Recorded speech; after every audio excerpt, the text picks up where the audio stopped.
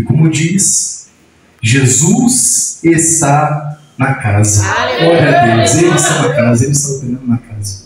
A igreja quer estar abrindo as nossas Bíblias no livro segundo escreveu o profeta Malaquias, capítulo de número 1. Vamos estar lendo alguns versículos, a partir do versículo de número 1.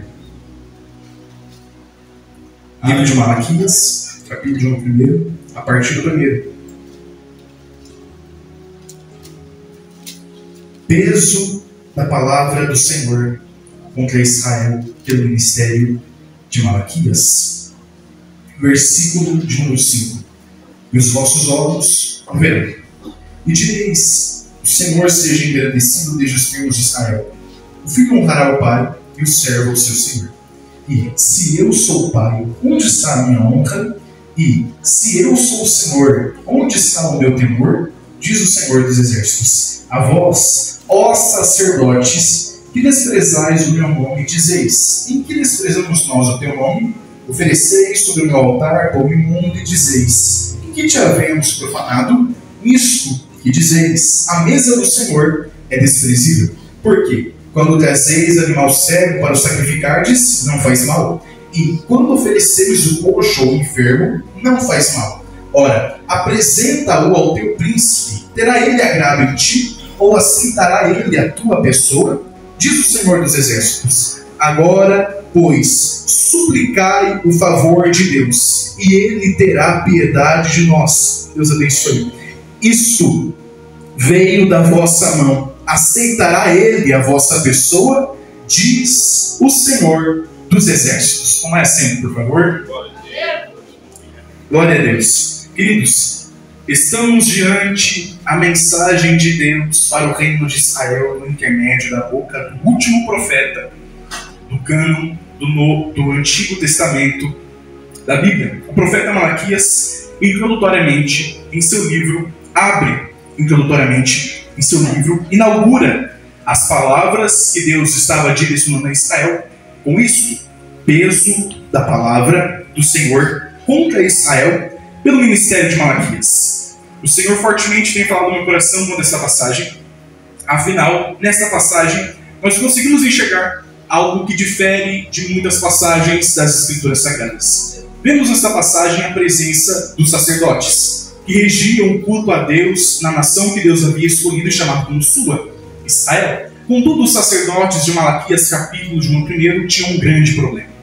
Na verdade, este problema era justamente associado, ou estava estigmatizado, estava atrelado à atitude que eles tinham quanto ao culto que ofereciam a Deus, no intermédio da adoração de Israel.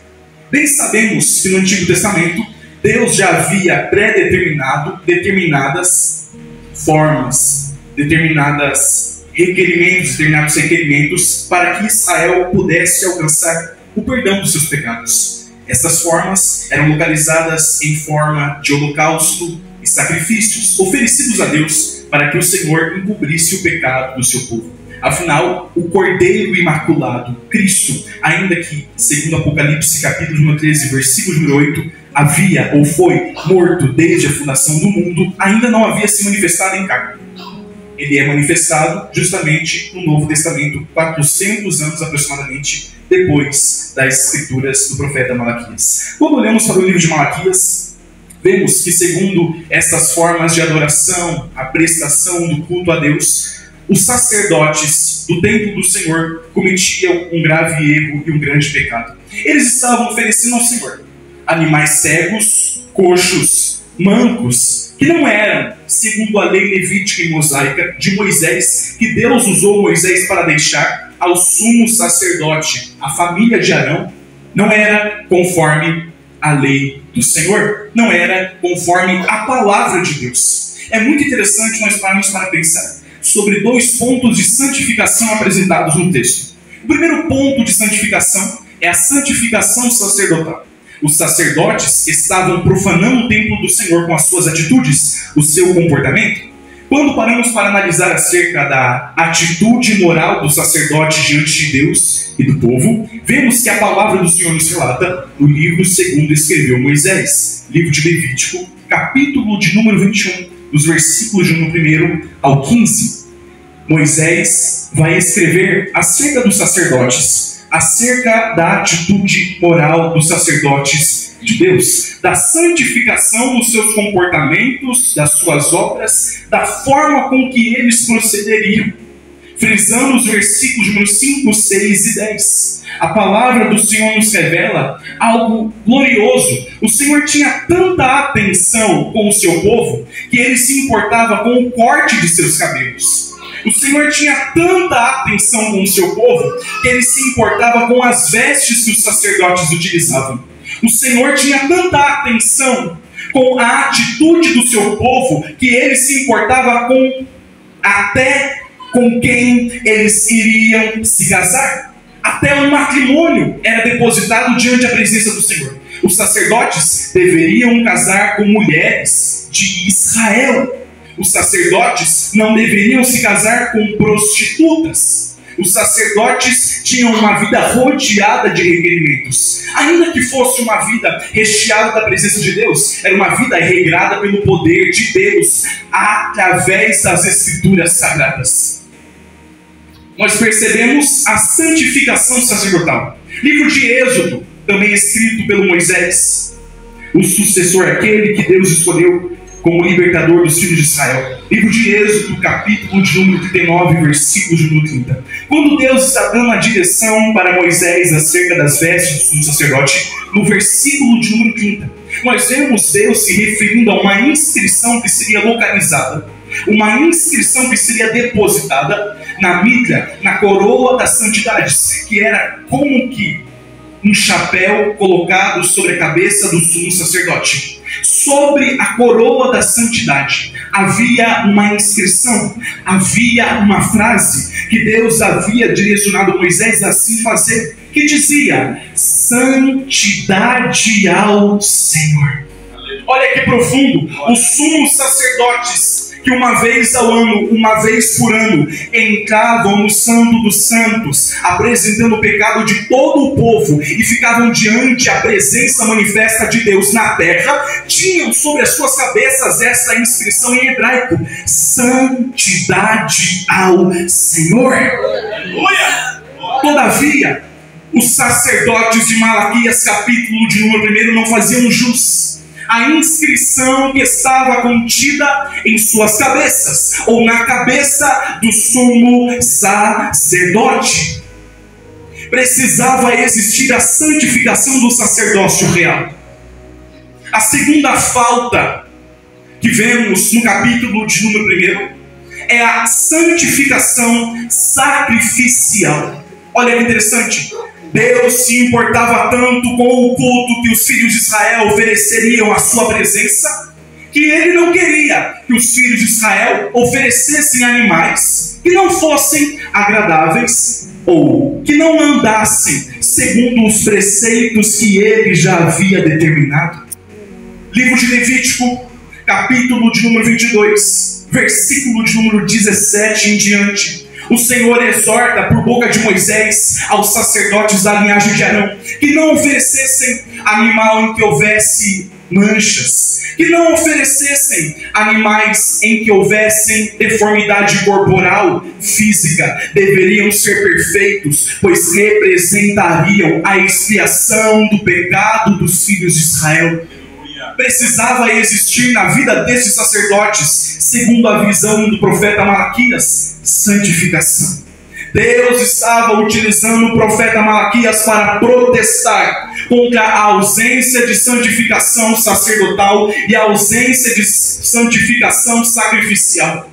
Os sacerdotes eram tão restritos quando se diz respeito ao sacerdócio, que eles não poderiam exercer o sacerdócio do Senhor, ainda que fossem da linhagem de Arão e da tribo de Levi, se eles possuíssem os seus corpos algum tipo de deformidade, se eles estivessem fora da estatura que Deus já havia predeterminado, se eles tivessem em seus corpos algum tipo de mancha, impigem, feridas, eles não eram aceitos para executarem o sacerdócio real do Senhor. A lei de Deus, A lei do Senhor apresentada pelos seus profetas tange a forma com que o sacerdote se importa. É associada, é ligada, é atrelada à forma com que ele se veste, se porta, comporta no meio dos outros. É uma santidade que não está apenas em seu exterior, mas também em seu interior. É uma santidade que não está apenas fora do seu corpo, mas principalmente dentro do seu coração. Os sacerdotes deveriam exalar a santidade do Altíssimo. Só que essa santidade sacerdotal e essa santidade sacrificial estava em ausência na vida dos sacerdotes. A palavra do Senhor nos mostra justamente a forma com que Deus vai exortar o seu povo. E neste sentido, nós vemos que depois da vinda de Cristo, como Cordeiro Imaculado, depois do sangue vertido na cruz do Calvário, que nos resgatou das garras do diabo, nós fomos feitos por Deus. Apocalipse capítulo de 1, versículo número 6. Reis e sacerdotes. Ou seja, Deus nos escolheu para exercermos o sacerdócio.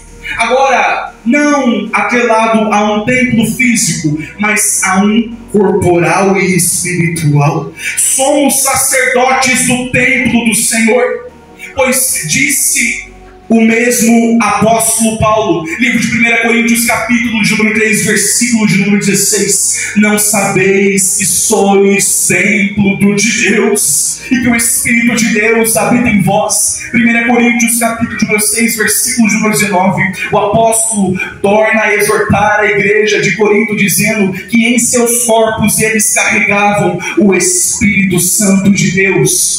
Nós somos sacerdotes deste corpo carnal. Tudo que nós colocamos, tudo que nós vestimos, como nós nos comportamos, como nós agimos, deve estar diante da presença do Senhor como em retidão.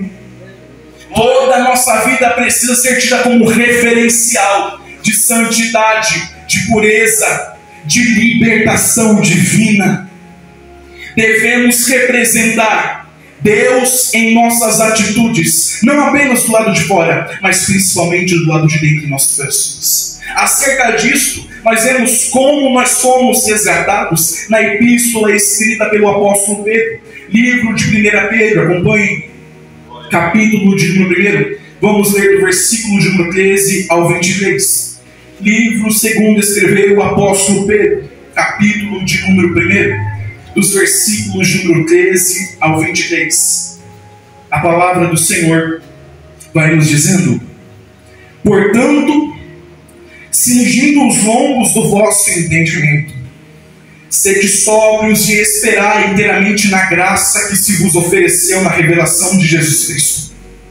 Como filhos obedientes, não vos conformando com as concupiscências que antes havia em vossa ignorância, mas, como é santo aquele que vos chamou, sede vós também santos em toda a vossa maneira de viver. Porquanto escrito está: sede santos, porque eu sou santo. E se invocais por Pai aquele que sem acepção de pessoas julga, segundo a obra de cada um, andai em temor durante o tempo da vossa peregrinação, sabendo que não foi com coisas corruptíveis, como prata ou ouro, que fostes resgatado da vossa vã maneira de viver, que por tradição recebestes os vossos pais, mas com o precioso sangue de Cristo, como de um cordeiro imaculado e incontaminado, o qual na verdade em outro tempo foi conhecido, ainda antes da fundação do mundo, mas manifestado nestes últimos tempos por amor de vós, e por ele credes em Deus, que o ressuscitou dos mortos e lhe deu glória, para que a vossa fé e esperança estivessem em Deus. Versículo de número 22. purificando a vossa alma na obediência à verdade, para a caridade fraternal não fingida. Amai-vos ardentemente uns aos outros com um coração puro. 23. Sendo de novo gerados, não de semente corruptível, mas a incorruptível, pela palavra de Deus viva e que permanece para sempre. Nós somos regenerados pela graça de Deus, que no seu sangue verteu na cruz do Calvário e consumou todo o pecado da humanidade, nos proporcionando a salvação. Ele nos fez reis e sacerdotes, sacerdotes que devem andar na inteira retidão, sacerdotes que devem proceder da inteira maneira com que Deus tem se agradado, sacerdotes que devem observar as Escrituras e aplicá-las na vida cotidiana, sacerdotes que não vivem uma vida de fachada, mas vivem uma vida de entrega na presença do Senhor. Deus nos levantou como sacerdotes desse tempo, e naquele grande dia Ele requererá dos cuidadores, dos sacerdotes, o cuidado do templo que Ele colocou em nossas mãos. Mas os sacerdotes de Malaquias, capítulo de 1, escolheram negligenciar a palavra que Deus estava lhes direcionando. Escolheram não obedecer. Queridos, nós não devemos mais viver uma vida de duplicidade. Nós não devemos mais viver uma vida de contaminação. Segundo o mesmo apóstolo Paulo, em 2 Coríntios, capítulo de número 5, versículo de número 17, Ele, o Senhor, nos fez nova criatura. O Senhor nos fez nova criatura. É um novo falar, um novo agir, um novo proceder. Ele confiou em suas mãos o cuidado desse templo terreno. Mas naquele grande dia, quando estivermos no templo celestial, Ele requererá de nós o cuidado que deveríamos ter com o templo terreno.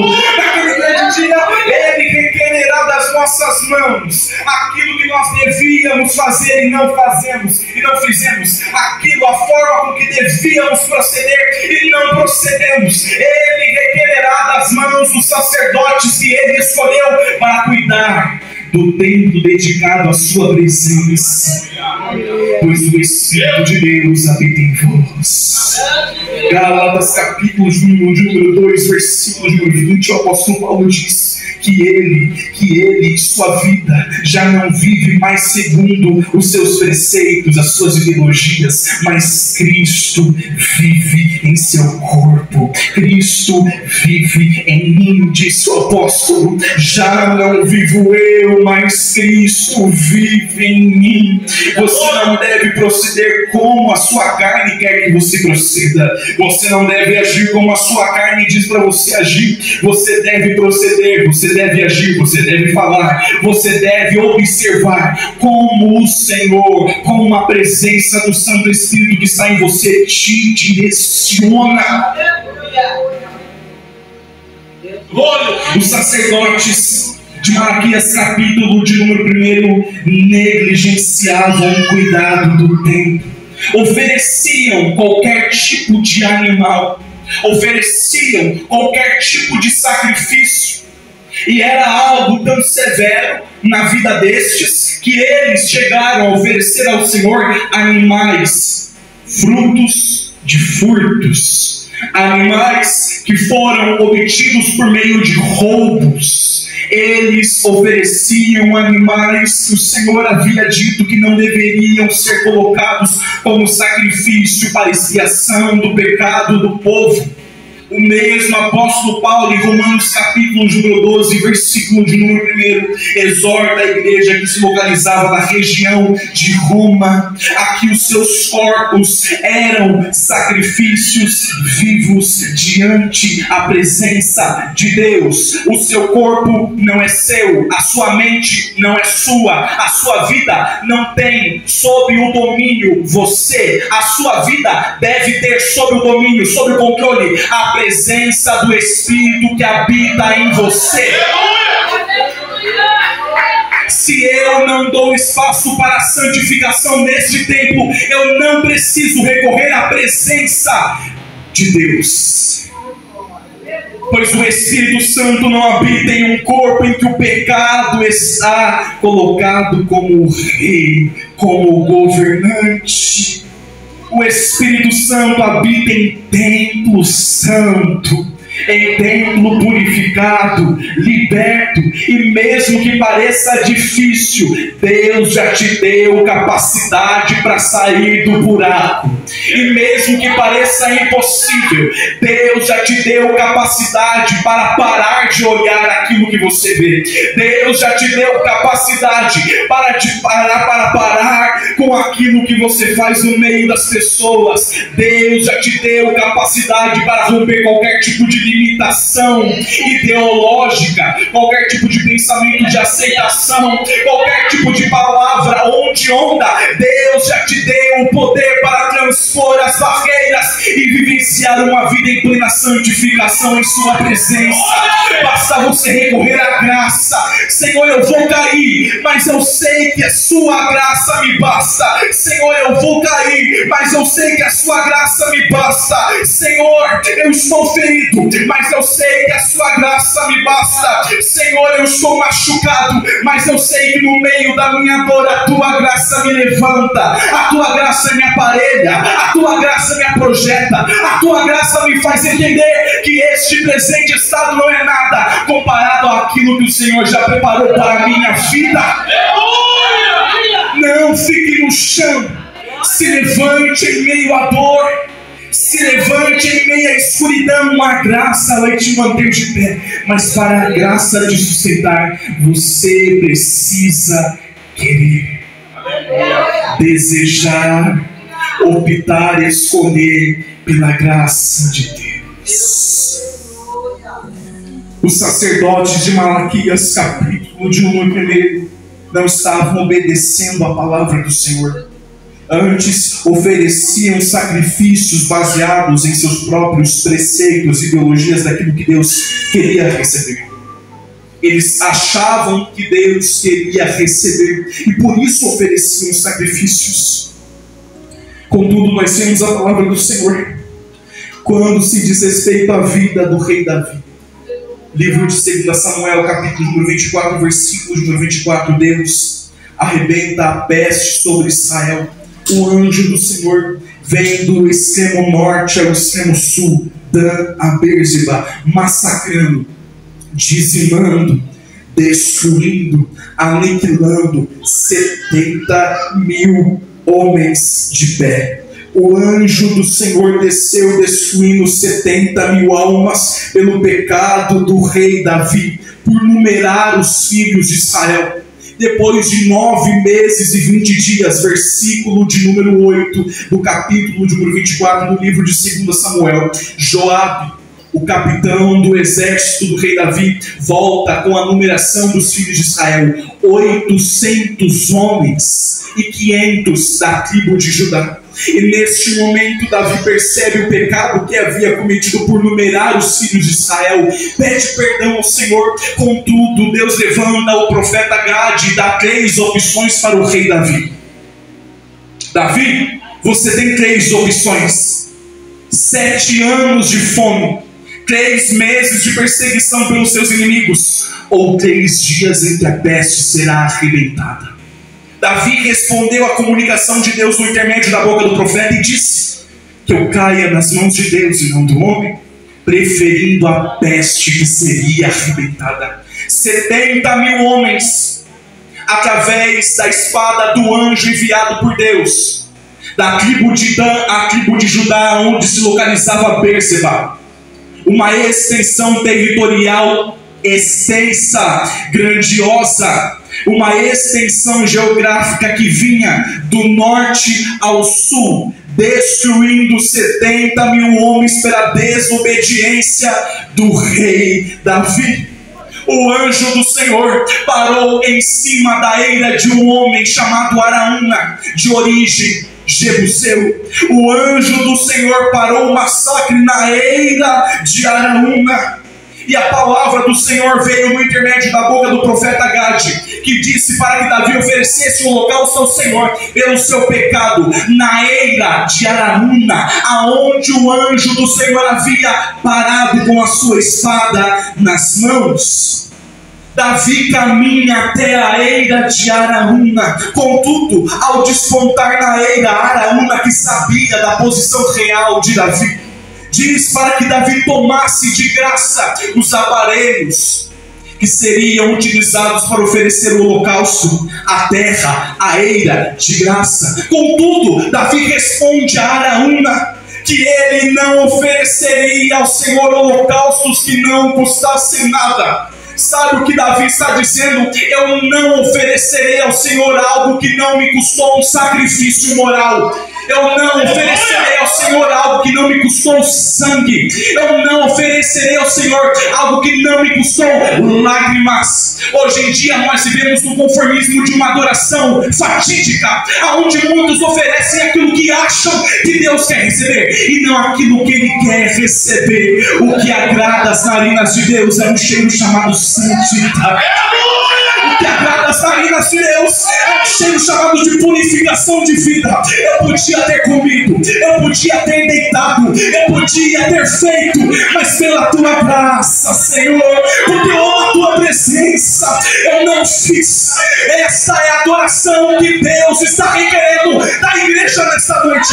Não uma adoração fraca, não uma adoração frágil, não uma adoração raquítica, mas uma adoração que é regada pelas lágrimas de alguém que estava prestes a cair, de alguém que estava diante da tentação, mas resistiu à tentação por agradar, por querer obedecer a palavra do Senhor.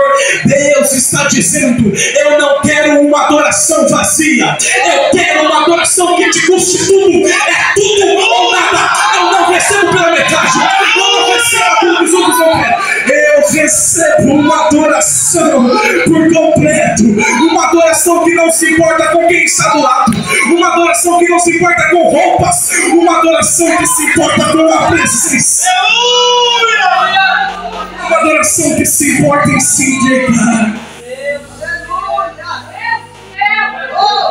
Por esse tipo de adoração, Davi foi rejeitado pela sua própria esposa chamada Mica, que disse: como pode um rei dançar assim diante dos plebeus? Quando Davi estava trazendo de volta a arca da aliança, que representava a presença de Deus, no espírito de alegria, ele começou a dançar diante da presença de Deus, e a sua esposa o desprezou. Como pode um rei?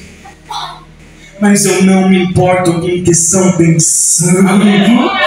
O que eu me importo mesmo é de agradar, é de oferecer o perfume que Ele quer receber, é de me derramar, é enxugar os seus pés com os meus cabelos, regar os seus pés com as lágrimas de alguém que precisa inteiramente da presença dEle. Por esse tipo de adoração, a mulher pecadora foi rejeitada por Simão, os fariseus que estavam em volta da mesa em que Jesus estava assentado. Por esse tipo de adoração, Jesus também foi rejeitado. Se este fosse profeta, saberia. Mas eu não me importo, pois mesmo que a minha entrega incomode, eu prefiro entregar. Eu prefiro fazer o que muitos não fizeram para alcançar aquilo que muitos jamais alcançaram. Eu prefiro fazer aquilo que muitos nunca tiveram a capacidade ou a coragem, porque iriam escandalizar. Eu prefiro fazer porque eu sei que quando eu tenho o acesso ao coração de Deus, eu recebo perdão, eu recebo misericórdia, eu recebo graça manifesta em minha vida. Alguém aqui está entendendo? O seu choro, as suas mãos levantadas, os seus joelhos dobrados, a sua voz incomoda, mas não importa, mesmo que incomode o inferno. Eu prefiro que o inferno fique incomodado, mas que o meu Deus venha receber aquilo que eu estou entregando. Os familiares vão incomodar, os vizinhos vão se incomodar, mas que importa? Eu nasci para te adorar. Eu nasci assim. Nasci para entregar. Não tem como eu fugir de algo que queima meu peito. Não há como eu fugir de algo que fala comigo constantemente. Não há como eu fugir. A voz do doce Espírito fala em nossos corações. Eu quero você de joelhos. Eu quero as suas lágrimas. Eu quero a sua entrega por completo. Nós oferecemos essa noite tudo que nós possuímos. Mesmo que muitos não venham gostar, mesmo que muitos venham criticar, mais importa o olhar dele por mim, mais importa a graça dele em minha vida, mais importa aquilo que ele já fez em mim. Aleluia!